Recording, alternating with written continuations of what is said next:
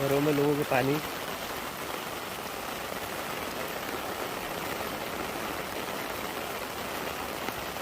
खंबा भी जलमग्न होने वाला है। अरे आंटी गिर गई।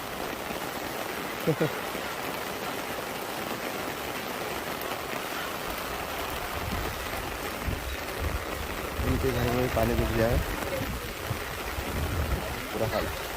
हाँ। क्या करना कच्चे में जाके?